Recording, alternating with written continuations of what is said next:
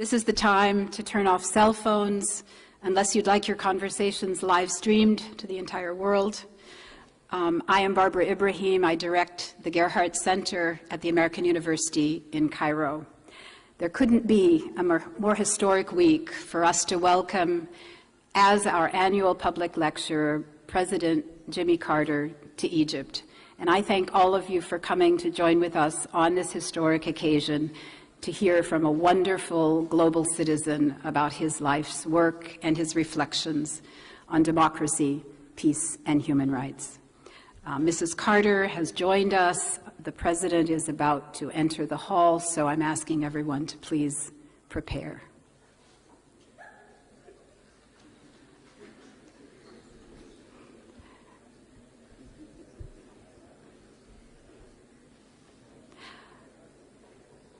Introducing President Carter will be the Provost of the American University in Cairo, Dr. Medhat Haroun, and I'd like to welcome him and invite him to the podium.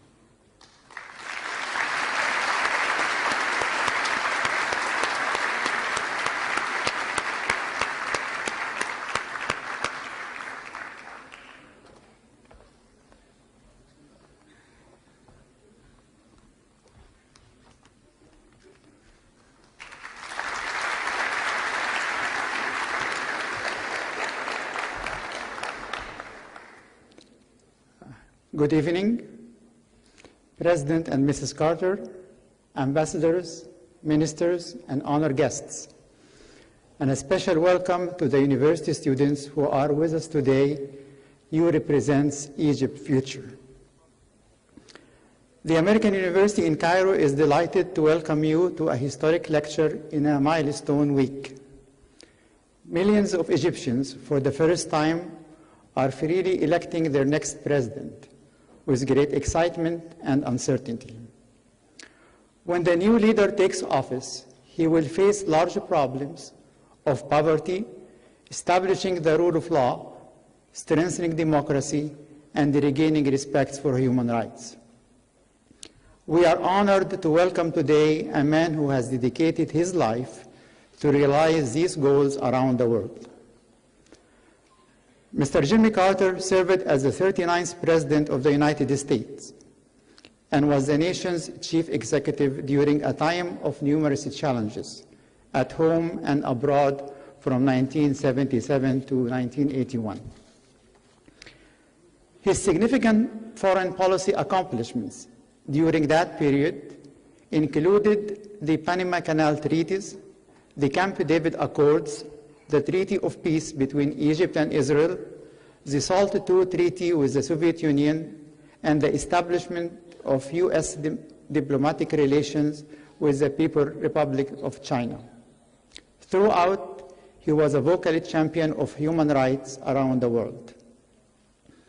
After leaving office, he became University Distinguished Professor at Emory University in Atlanta, Georgia, and founded the Carter Center, a nonprofit organization that works to resolve conflicts, advance democracy, protect human rights, and improve health in over 70 countries. One of the activities of the Carter Center, which he personally oversees, is the pleasant task of visiting newly formed democracies as they hold their first open elections. Over the years, he observed elections in many countries. Mr. Carter always said that one of his dreams was to be in Egypt when they elected their first democratic leader. Now he has completed the first part of that historic mission. For his accomplishments while in office and the vigorous advocacy he continued afterwards, Mr. Carter was awarded the Nobel Prize for Peace in 2002. The citation reads, "For his decades of untiring effort to find peaceful solutions to international conflicts, to advance democracy and human rights, and to promote economic and social development. He has generously agreed to address our AUC students and the students from other Egyptian universities with his personal reflections on a lifetime of civic engagement and public service. Please help me to welcome this truly global leader, champion of peace and human rights, the former President of the United States, Mr. Jimmy Carter.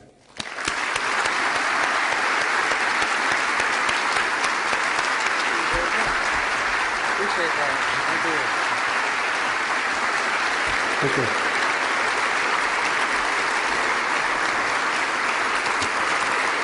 Thank you very much. Well, I'm grateful to the Provost for that nice introduction. It makes me feel at home here. I also want to express my thanks to the people at the Gerhart Center for making it possible for me to come to this beautiful place to address the courageous young people who have been responsible for the change from dictatorship to democracy and freedom. And I want to express my thanks too to the Minister of Culture, Mr. Arab, who helped to orchestrate this change from the university campus over to here. And last but not least, I want to thank Barbara and Saad Ibrahim.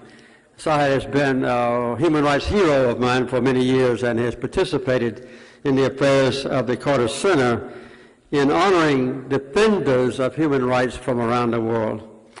Well, a few years ago, I was at the American University and expressed made an address to the students and answered questions. And tonight, at the end of my brief speech, I'm going to answer questions again from the students.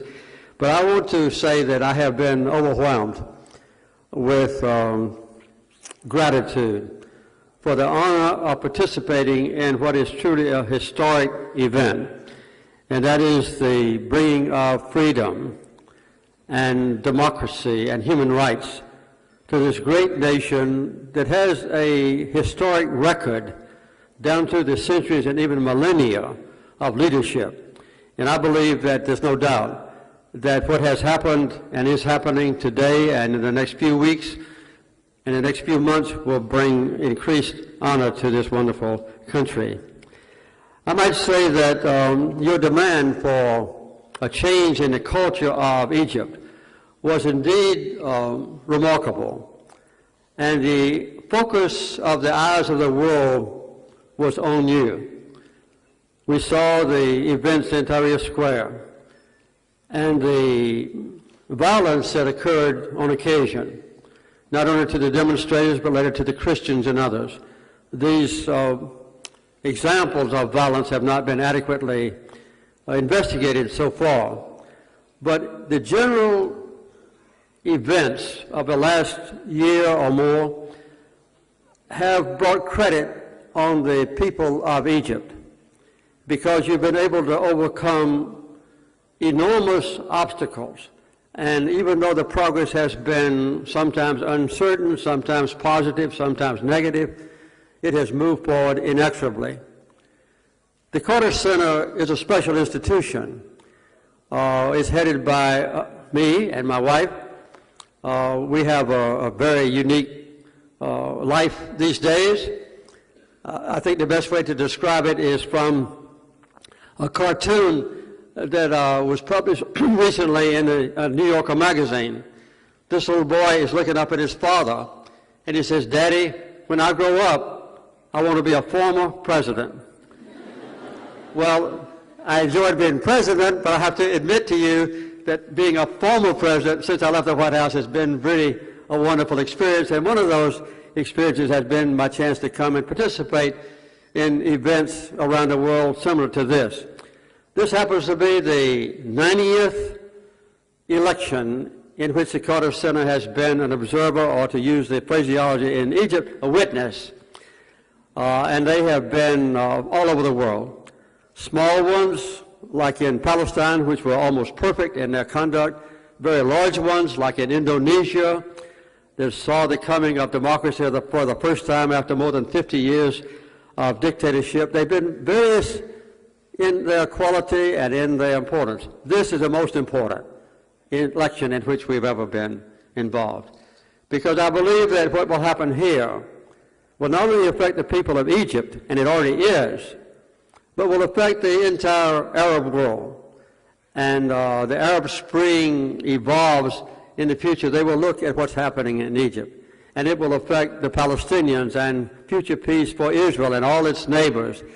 And it will affect Egypt's status as a leader among the developing nations of the world. And so I think that what happens here in the next few months, combined with what has already happened in the past, will be of profound importance. Most of our work at the Cairo Center is not involved in elections. As a matter of fact, we try to bring peace to troubled people. When there is an outbreak of civil war in a country, or the threat of a civil war, quite often we're very eager to participate, and they call on me and call the others at the Cairo Center to help mediate the dispute or negotiate and bring a peace agreement. 85% of our budget and a vast majority of our personnel are devoted to health care, primarily in the poorest nations on earth. We address diseases, for instance, that are no longer known in America, no longer known in Europe, no longer known in Japan. Most of them are no longer known even in Egypt. But they afflict hundreds of millions of people in sub-Saharan Africa. Diseases that even medical students don't, now many doctors have never heard of the disease. Dracunculitis, onchocerciasis, schistosomiasis, lymphatic filariasis, trachoma, and so forth.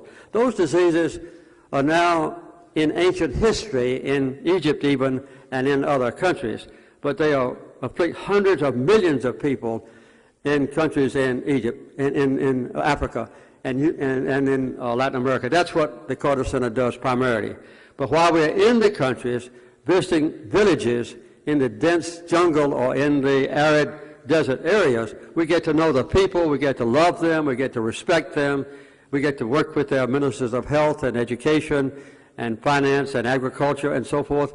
And so when they do have a problem with a troubled election, maybe the first time they ever had democracy, or if democracy is in danger, they call on us to participate.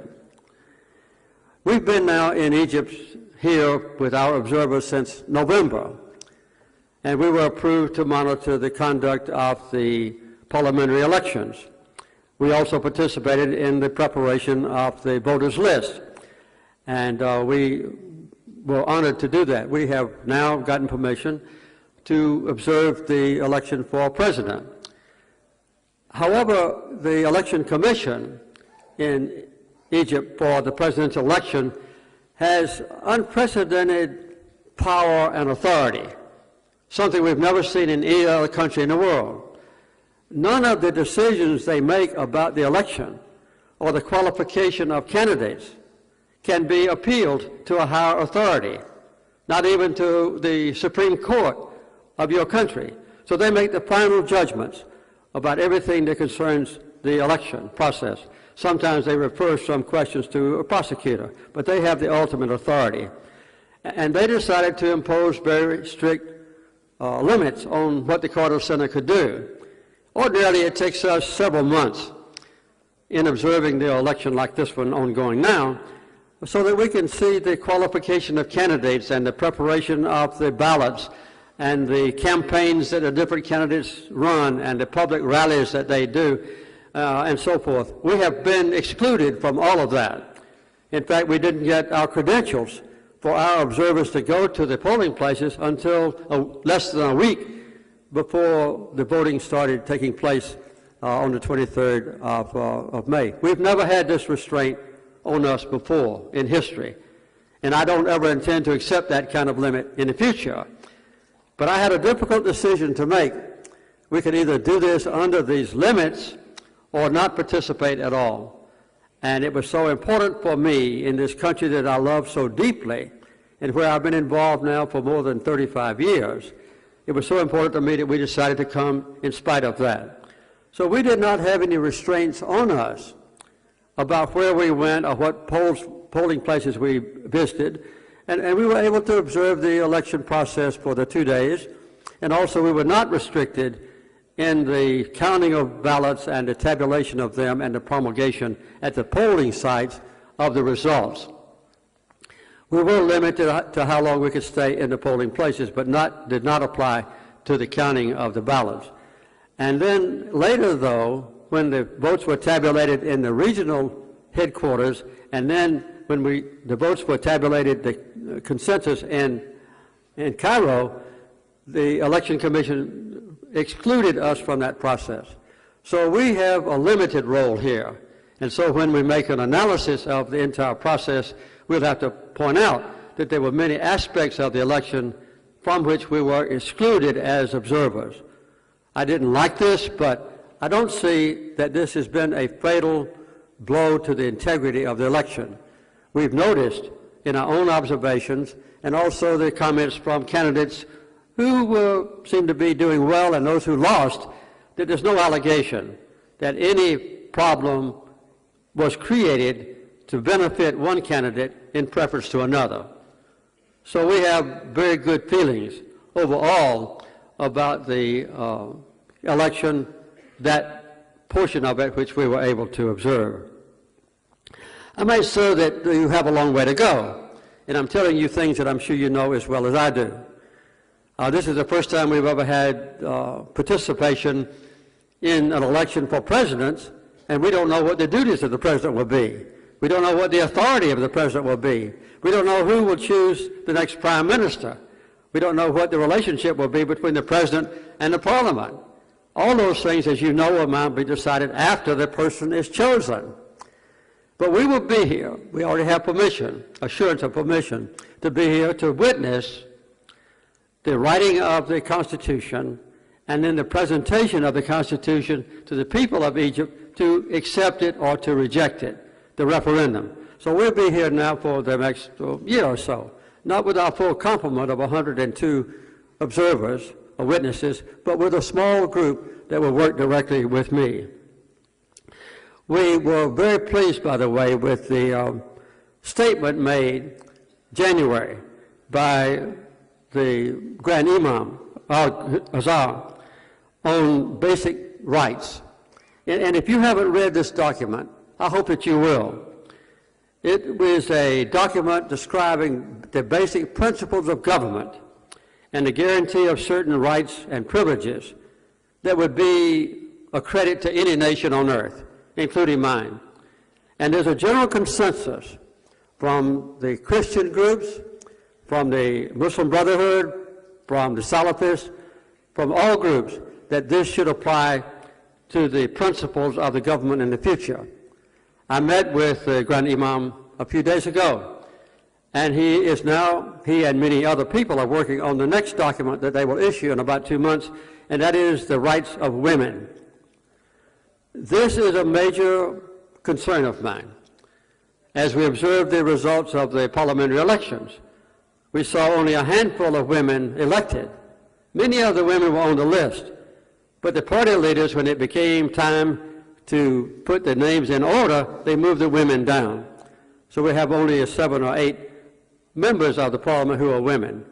But I think the protection of the rights of women is a very important issue to be resolved by the people of Egypt in the future.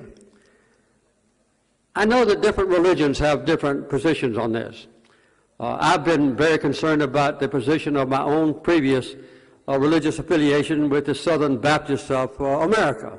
The Baptists are the largest Protestant organization in America.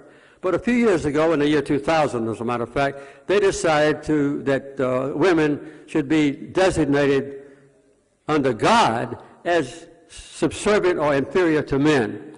And women were deprived of a right to hold office in the church as a priest or as a deacon or in any position of authority. Even in some of the religious universities, they ordained that women could not teach male students. So my wife and I withdrew our affiliation from the Southern Baptist Convention. And in our church, we have 2 ministers. One is a man and the other one is a woman. And the number 1 deacon in our church now is my wife, Rosalind. So we have indicated our deep concern about the rights of women around the world. Well, the Carter Center every year has a special conference. We call it Defenders Conference. Defenders are selections, including Saad Ibrahim, who are human rights heroes at home. And we bring them to Atlanta, to the Carter Center, to meet and to describe to us and to describe to the world through CNN interviews what is going on to abuse human rights in their community. we are, next year, at the end of this year, we're going to have a conference on defenders, and the subject is going to be on women's rights. And we have about decided among ourselves to have our next conference, not in Atlanta, but in Cairo. So we're going to come here and bring this into being. And we've already gotten pledges of support from the Coptics and other Christians, from the Sunni Muslim leadership, and so forth. And so we hope to come here and present in a way that won't violate the integrity of any religious belief, the rights that women are equal to men in the eyes of God.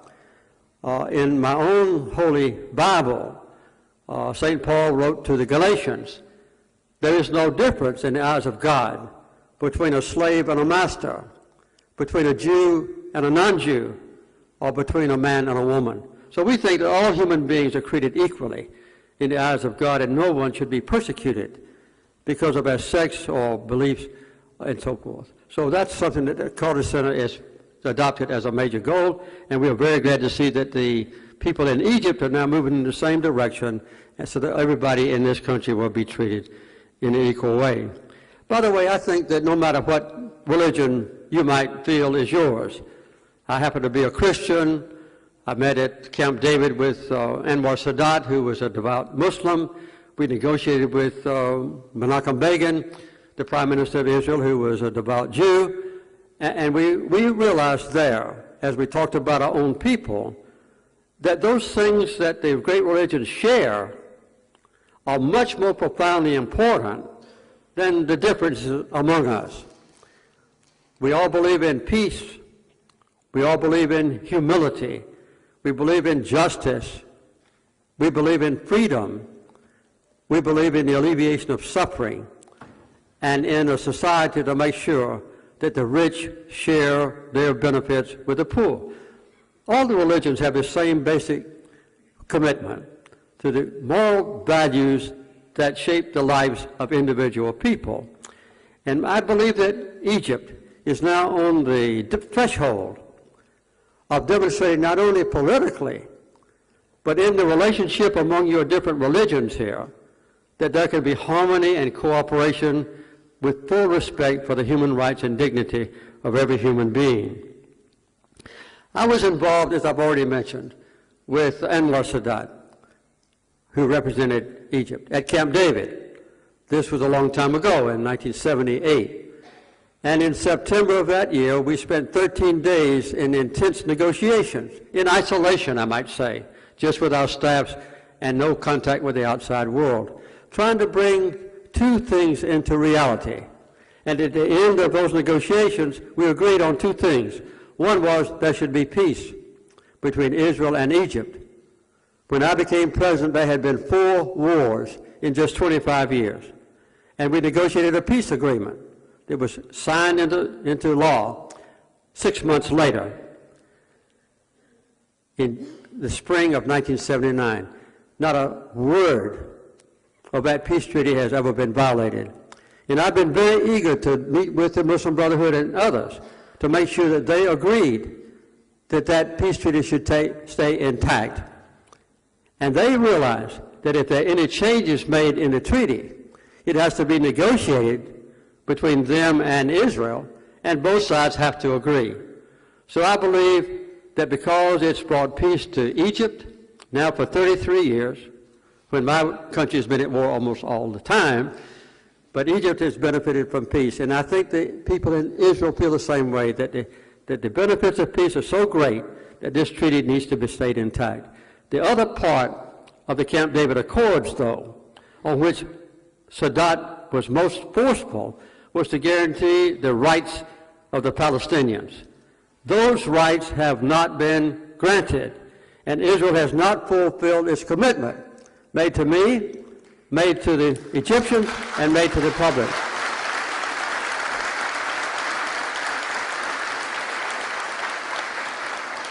And all too often, when Israel has violated these rights and has occupied and confiscated the property of Palestinians and deprived them of a right to form their own government, I hate to admit that the United States has been acquiescent.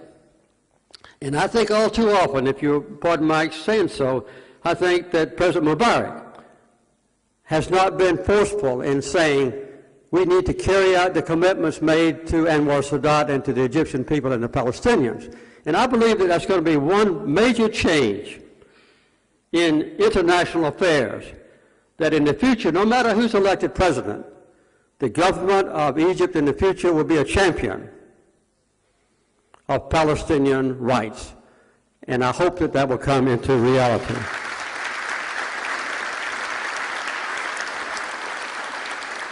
Well, I've mentioned a few things, and I've talked long enough. I want to say in closing, though, before we have the questions from the students,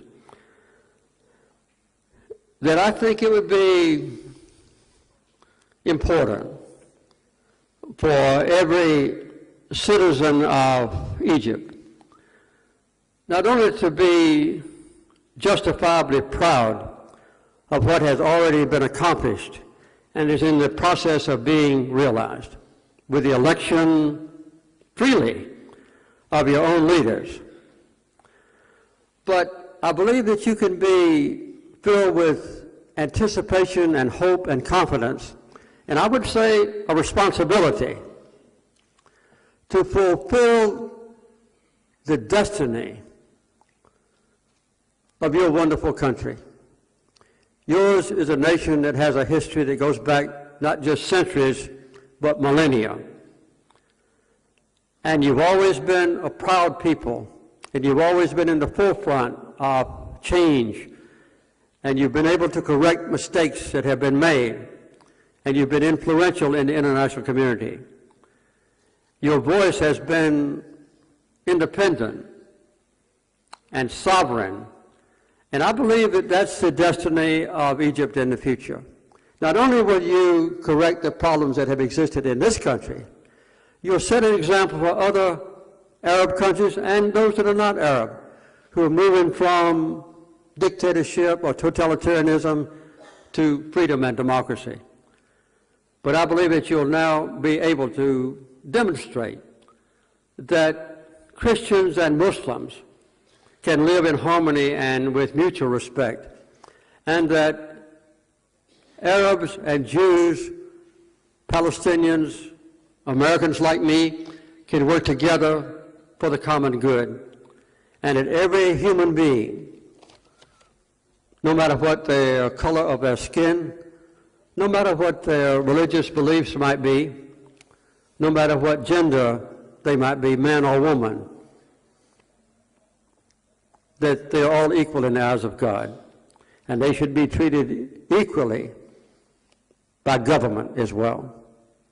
Freedom, democracy, human rights, the alleviation of suffering, peace. That's what I see in the future. Thank you.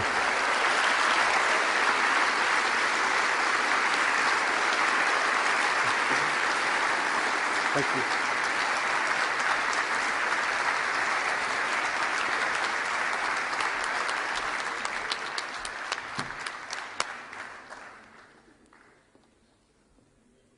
Thank you, President Carter, for inspiring us with your life and with your hopes for our country and for our region. He's very graciously agreed that he would take questions from 3 of our AUC students. We're proud to introduce you to them to you today. These are AUC ambassadors. They are the John D. Gerhart student leaders. They were selected in a competitive process, and they have condensed together from over 120 questions that all of you sent to us when you were applying to attend this event, a few that they think you would all enjoy hearing the responses from President Carter.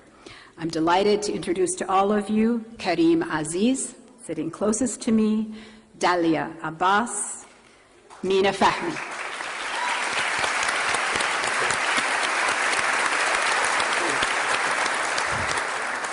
And Dalia, without further ado, why don't you ask the first question? All right. Mr. Carter, the Arab Spring is redefining the world's geopolitics. How can the United States renovate its foreign policy towards the Arab region? What recommendations would you give to the United States President who will win in November 2012? Well, I not only will give advice to him, but also to those who may not win and those who are serving now, who may or may not be the same person. I hope it will be, by the way. But let me say that although the United States has been very closely affiliated with Israel and will always be, and although Israel and the United States have had a lot of influence over the policies of the Mubarak administration because of money and weapons sales and that sort of thing, I believe that my country in its entirety, including the news media and public officials, including from the White House on down, know that they have to accept the results of an honest and free and fair choice by the Egyptian people of their leaders. And there has been some concern, for instance, that the Muslim Brotherhood and the Salafists did quite well in the parliamentary elections. I think that there's been a decision already made by our country to accept that decision by the Egyptian people. So the U.S. ambassador in Cairo visits with the Muslim Brotherhood to talk to them and to the Salafists. And so that's been maybe not the Americans' first choice, but I think that my country believes in democracy and freedom so deeply that we respect the results of democracy and freedom in your country. And I think that no matter who might be elected president, that the new president of Egypt and the present and future president of my country will see immediately the tremendous advantage of accepting each other, even though there might be some differences of opinion, not because it's the right thing to do but because it's good for my country and my people and for the people of Egypt. So I don't have any doubt that the integrity of this vote and the choice of the Egyptian people will be honored by whoever leads my country. Mr. Carter, Egyptians are divided on the desirability of continued U.S. official aid to Egypt. What is your overall assessment of its outcome since Camp David, and do you anticipate that the U.S. will restructure its financial aid to Egypt considering the new political and economic context? Well, as a historical note, when we concluded our agreement at Camp David and with the peace treaty, I asked Anwar Sadat, what can I do to help your people? He said, we had a bad crop year, we need some wheat. And the only thing he asked me for was 100,000 tons of wheat, which we provided. Later, it became a custom in my country, not my choice, but my successors, to give so much money to Israel every year and so much money to Egypt. I would hope that this generosity of America would continue as loans or grants to make sure that Egypt is a secure nation militarily and that your people's needs, if you have a crop shortage, might be alleviated with food and so forth. Also, I think that in the near future, Egypt is going to have help from the international community because the revolution itself has cost your country a lot of its own economic well-being. The tourism has dropped off, for instance, and that sort of thing. I won't go into detail. So I think that the United States will use its influence with the World Bank, its influence with the International Monetary Fund, the IMF, and with its own generosity from Congress. And I think we'll use our influence in the Gulf states, with the Arab nations, and with Europe to make sure that Egypt will have freedom to develop economically without any strings attached, that is, without any provisos that you have to comply with policies made in Washington concerning international affairs. My belief is, and my hope is, and my expectation is, that Egypt will make its own decision about international affairs, about your relationship with your neighbors, those in Africa in particular, and also in the Gulf states, your relationship with the Palestinians, your relationship with the Israelis. I hope that Egypt will make its decision here in Cairo, and the decisions won't be made in Washington or New York or Jerusalem.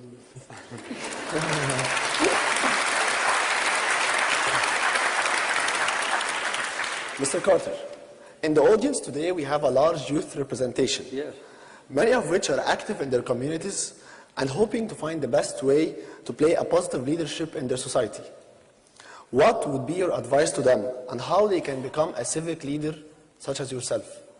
Well, I think the answer to that question has been provided already by the courageous young people, I'm sure many in the audience, who participated at the danger of their own lives and well-being in bringing about the transformation during the revolutionary period. So they know better than I can tell them how to change the entire character of a nation's government from democracy, from a despot and dictatorship to freedom. So they don't need my involvement. You know, I have a personal opinion, though, with which some of the young people may not agree. I've noticed that some of the participants in the demonstrations have announced that because of certain still prevailing authority of SCAF, of the Supreme Council on Armed Forces, that they won't participate in the democratic process. That's their choice to make. But my hope is that they and others will feel not only an obligation, but a duty and an opportunity to participate in the electoral process. I met with some of the young leaders who were in Tahrir Square today. I think that, I don't know who's going to be the final, two people. I'm forbidden from discussing that. That's up for the Election Commission to make. But no matter who it is, I could tell around the table that those young people did not support the two likely winners. Well, I'm not calling any names, but they said that they have already been invited to come and meet with the likely winners and to discuss with them the issues that are important to the young people. And I advise them to get together and to present some very clear questions to the Muslim Brotherhood leaders or to others. What will you do to answer these questions for us? And I believe that will be the best approach they can do, is to involve themselves in what is happening in the country, even though everything is not perfect. So I hate to see responsible young people boycotting a democratic process, which I know from experience is always confused. It's never perfect. But I believe that the voice of the young people who express their demand, not request, their demand for freedom and democracy and human rights ought to still be demanding, not only to the presidential candidates before they have the election, but also to the Constitutional Assembly, what they want to see in the future government. So continue what you're doing with your courageous stance, but don't withdraw from the confused democratic process. Be just as forceful inside the process as you were on the outside in the past.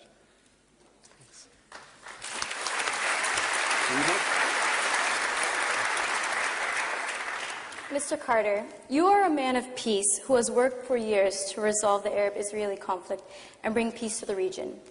Now, the peace treaty between Egypt and Israel is a source of political discord, as we've seen with the recent elections. Based on what you said in your talk, can the treaty be amended and still keep to its core principles, but taking into consideration the political developments throughout the region?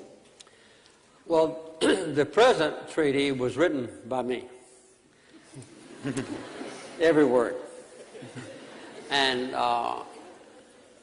Sadat accepted my proposal from the beginning.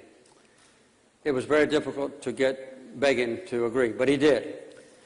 And so in any treaty between two nations, there has to be an agreement on every word in the treaty.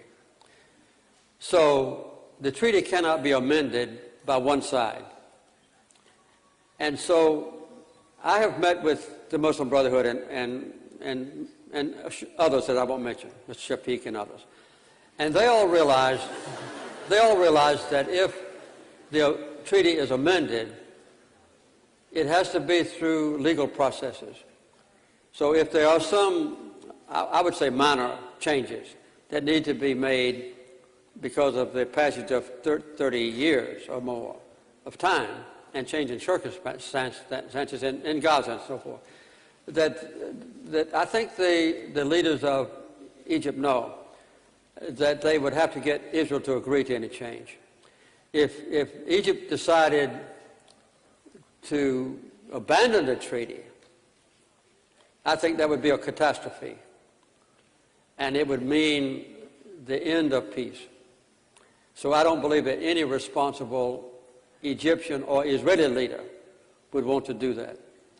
So it's good to talk about in a campaign, we don't like this or that, but when you get down to the responsibility, you have to decide either I get Israel to agree to these changes or I go to war. And I don't believe anybody in Egypt or Israel want to go to war. So I think the treaty is going to stay intact. I think it was well written to start with. And I don't think it's going to be changed.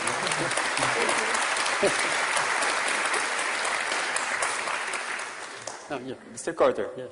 as a veteran politician and the former President of the United States, as well as a teacher of the Bible for more than 65 years, how has your perception about the best relationship between politics and religion evolved over the years? Well, I have never found any inherent difference between my faith as a Christian and my duties as a President of the United States or as a Governor of Georgia.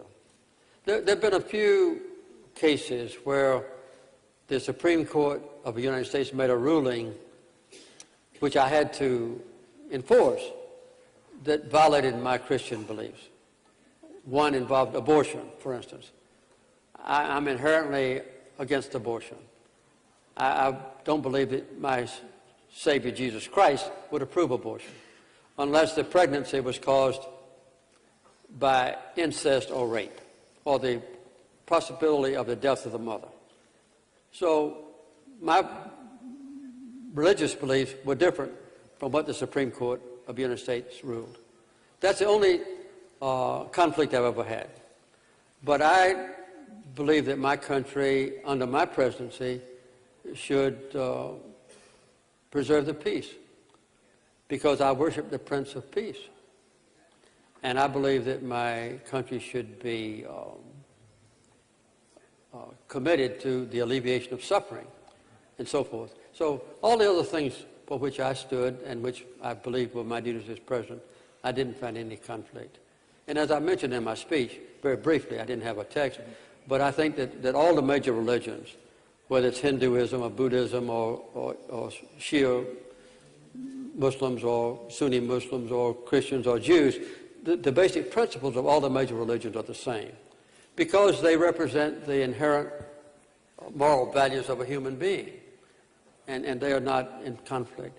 So I think that most of the conflicts have come because of the extremism that sometimes is adopted by the leaders of religions who believe I am right because I agree with God, and anybody who disagrees with me is violating the wishes of God, and anybody who disagrees with me therefore is inferior to me, and anybody who disagrees with me in an extreme case is subhuman, and their lives are not significant in the eyes of God. That's why I mentioned here that I believe that my teaching, and I believe that Islam is the same way, that everybody is created equal in the eyes of God.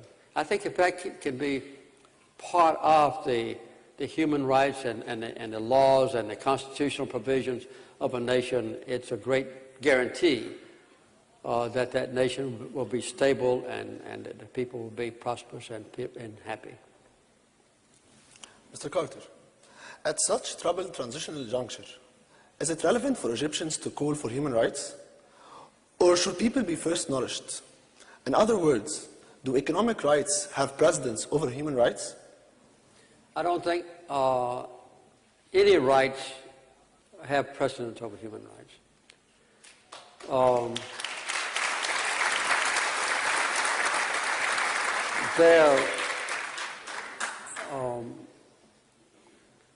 I can't think of any right that would be greater than human rights.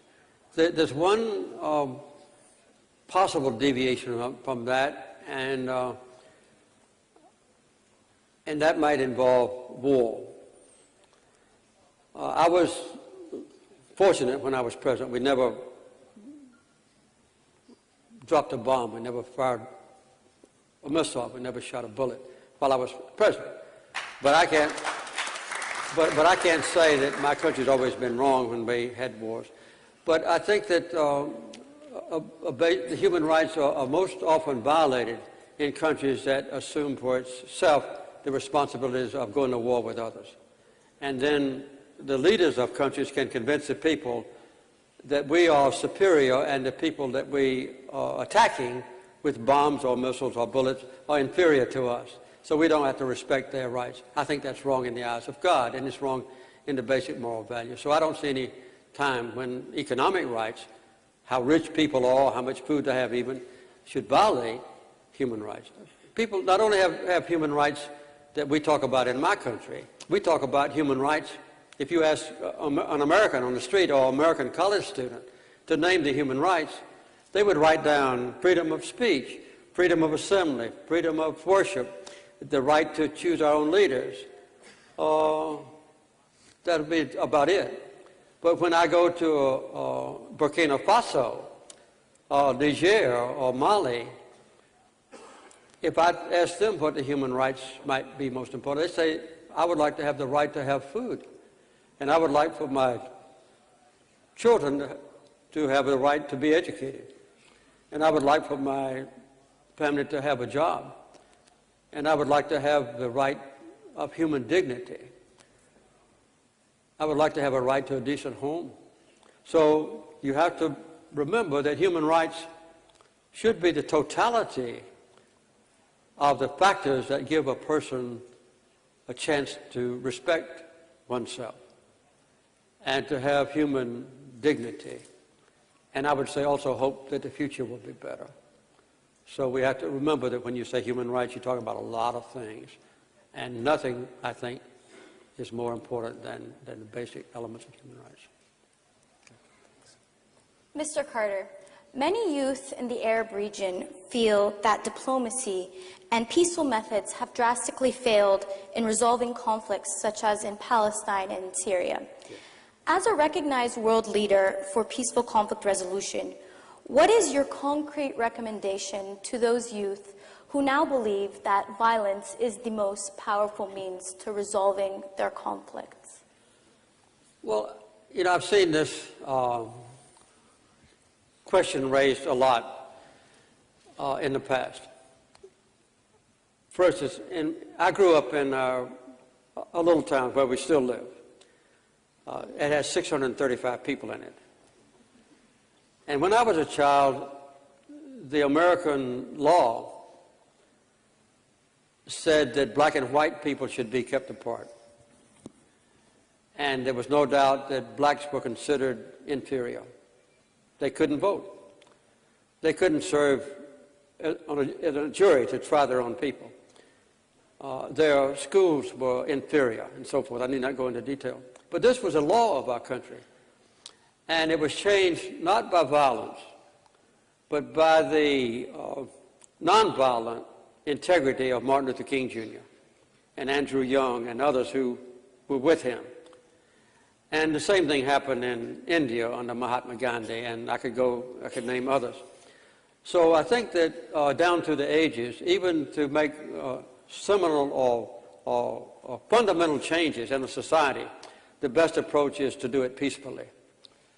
And I think this is what the young people and others in Tahrir Square tried to do.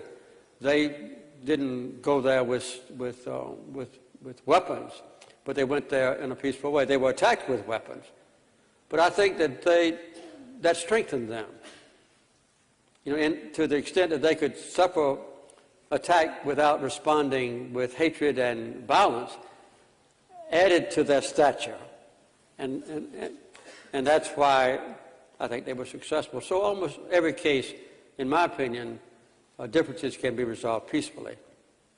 And I believe the same thing applies to the Palestinians in the future.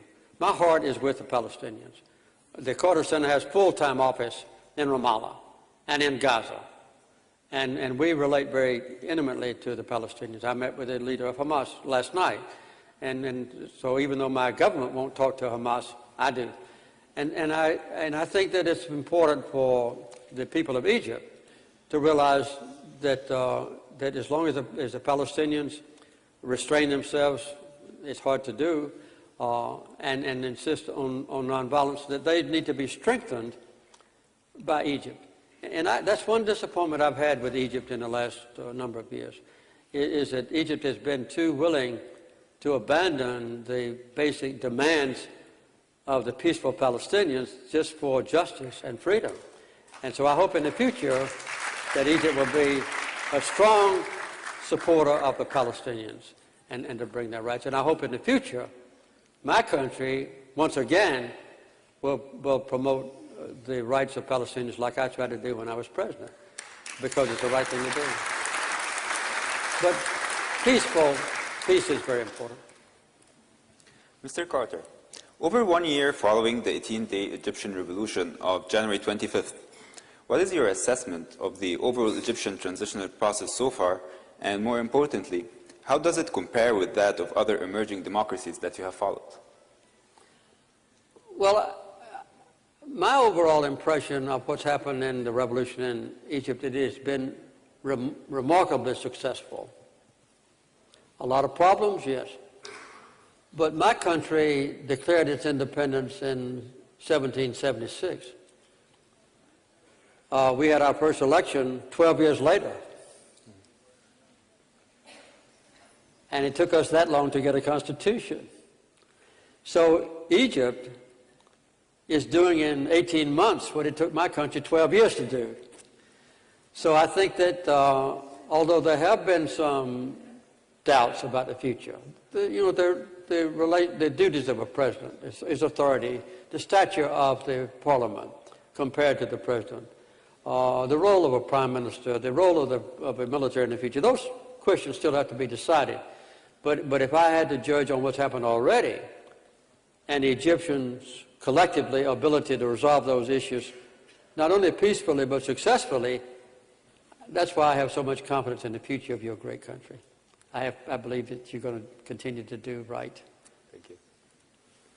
Mr. Carter, recently the Egyptian Ministry of Social Affairs rejected the registration of Carter Center along with 7 international NGOs. A few months earlier, international and Egyptian NGOs were closed down by the authorities, and some Egyptian and foreign employees are still on trial before a criminal court. What is the proper role of government oversight of civil society in your view? For Egyptians who are worried about the effects of foreign funding, what safeguards should be put in place? Well, as a matter of fact, I met with some experts on the law that's now being considered by the Parliament on non-governmental organizations, NGOs. And they gave a report to me that was very favorable. There were 3 people there. One of them was named Anwar Sadat. He serves on the Human Rights Committee. And he tells me that there is a draft that's going to be presented by the committees to the General Parliament that is very acceptable. I started to use the word liberal, very successful, acceptable. And that the major supporters of it, and this was a surprise to me, are the Muslim Brotherhood and the Salafists, who are very eager to see their own NGOs be protected. So I think that the law that's going to be passed by the Parliament is going to be a major step forward. There are some principles involved, by the way, that are important too. The Carter Center, we don't need to be an NGO. We haven't had to be an NGO to monitor the elections. We've never been questioned by the officials of Egypt, but others have. And I think that the courts will decide the fate of those that were accused of violating the previous laws. I think it's proper for the NGOs not to be dominated by the government. I think they ought to be completely independent. I think that the source of their funding from foreign countries or from local contributors ought to be completely transparent and public. I think their accounts ought to be audited. I think their banking finance ought to be made available to government inspectors. So I think that within those boundaries, I believe that the new law will be prepared. For instance, it costs me a lot at the Carter Center to come here and stay from November till maybe a year from now just to observe what's going on, because we have to pay for hotel rooms and for food and transportation and communications. It costs a lot of money. So I met today with the donors who have been generous to let the Carter Center do this. And they're representatives from Great Britain and from the Netherlands and from Switzerland and Norway who believe in democracy and freedom, and they're willing to provide us with a lot of money so we can stay here. So we are an observer. We have an NGO status, although we don't have it officially. We don't need it. But we've been permitted to come by your government because of the Carter Center's reputation. So I think in the future, those restraints on the NGOs in the past, on the old law, will be changed. And in the future, there'll be a clear definition of what an NGO can do, how they can be financed, but they have to be very transparent in letting the officials of your government and the public know what their funding, where their funding comes from, and how the funds are expended. So transparency, I think, is the one word that I think will resolve the problem. And I've been pleased to get the report today about how much progress is being made. I think the Parliament's going to pass a very good bill. Mr. Carter, how do you see the future of democracy in the Middle East? How long do you expect the region may take to surpass a transitional phase and develop stable democratic institutions? Well, of course, the Arab Spring was a surprise to everyone, and to me it was a pleasant surprise. The Carter Center has already monitored the election in Tunisia, and we are now participating in the one in Egypt. And we've already been in Libya to see when and if it'll be peaceful enough or secure enough for our observers to go into Libya. We're looking to the future, for instance, in Algeria, to see if and when Algeria has an election, when Bouteflika goes out of office, if we'll be there. And so I think that the prospect, at least for those countries I mentioned, will be positive. I don't know what's going to happen in Syria. You know, this is something that, that is now uncertain. I think that the countries that have survived the Arab Spring have been the monarchies at this point. Saudi Arabia, Jordan, Morocco, and so forth. And some of those abilities to survive have been because the young monarchs in Morocco and Jordan have listened to the people and have given them some degrees of democracy that they didn't have before. In the rich countries like Saudi Arabia and Bahrain, they were able to bribe the people not to proceed with the democracy. You know, okay. So I'm being very honest with you. But I think the trend toward democracy is very important, is inevitable in this region of the world. And the one that concerns me most is Palestine. As I said, I met with the Hamas leader last night, and we deal every day with Abu Mazen, the head of Fatah. And it's been very difficult to have reconciliation between them because there's been differences of opinion between Gaza and the West Bank. And every effort made by me and by Egypt and others to bring the two together has been subverted because Israel is not eager to see harmony within Palestine. But I think that they've decided now among the Palestinian leaders to form a government temporarily that will not be partisan in nature. So the ministers of the government will be technocrats. They won't be representing Hamas, they won't be representing Fatah. And that technocratic government, which won't have any partisan atmosphere, will stabilize the situation between Gaza and the West Bank and East Jerusalem. And then they will be prepared to develop a step toward a free and fair election for four things: local elections for municipalities, cities, and towns, the parliament, the president of Palestine after Abu Mazen, and also membership in the PLO. And I don't know how familiar you are with these things, but all of those are very important to the Palestinians. And that's when that election takes place, is when the United States and Israel and Egypt and others, European countries, must demand that the Palestinians be given this right. So I think Palestine and the countries I've just talked to you, I think they're moving toward democracy. The Carter Center monitored the very complicated election in Lebanon a couple of years ago in April. I was there. My wife was there, and the Carter Center was there. Nobody from outside can describe the political situation in Lebanon. It's too complicated for anybody to understand except people who live there. But it was an honest and fair and free election. And the different factions, divide up. One takes the presidency, the other one takes the parliament, takes the prime minister, another one takes the speaker of the house. They divide up the responsibilities. So everyone's different.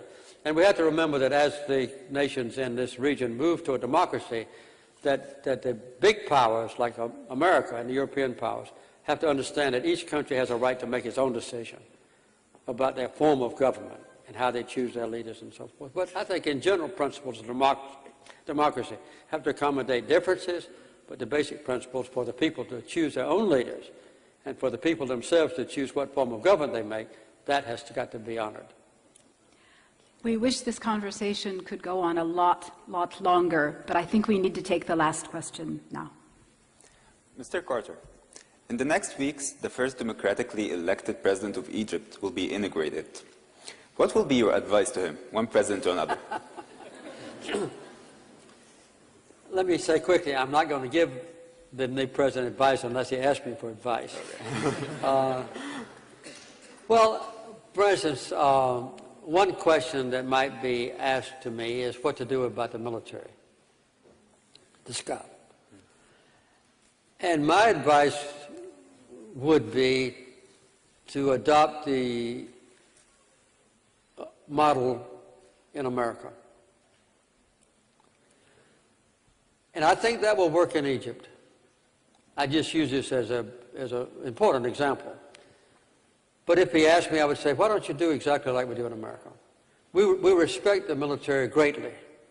I served in the Navy. I was a submarine officer for a long time. And so all Americans trust and revere and admire our military. So they don't have to be worried about respect. But the civilian elected leaders, the president and the Congress, we make the decisions about the military. They serve under the president. I was the commanding officer of all the military forces, the Army, the Navy, the Air Force, the Marines, and the Coast Guard. I was the commander-in-chief. They had to do what I said. And that's what it ought to be in Egypt, that the elected president would be the commander-in-chief. Also, any laws that are passed that would establish the budget for the military and the salaries of officers and men and the retirement benefits for veterans and the kind of weapons they have. That's the decision to be made by elected leaders, civilians. There is one exception maybe in the field of intelligence. That basically has to be secret. So in the United States, the particular part of the budget that relates to intelligence is secret. It's known by small, very high-quality committees in the Congress. So that's the kind of advice I would give if I'm asked for it. And if they ask me what to do about peace in the Middle East, I would say, support the Palestinian cause. And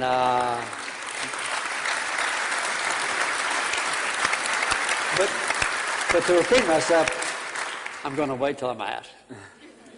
Thank you. Thank you. Good questions. I want to express my admiration for all of you and for collecting these questions, which are very good questions.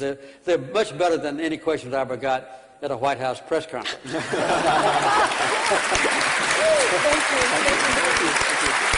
you. Thank you. Thank you.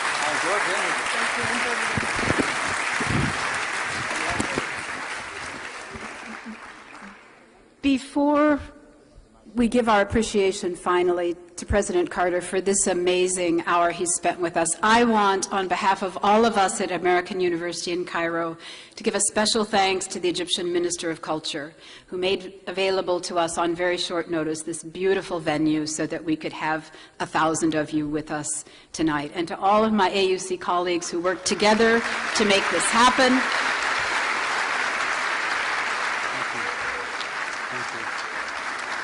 Please remain seated while we offer this token of appreciation to Mr. Carter, while his party are able to leave through the front doors.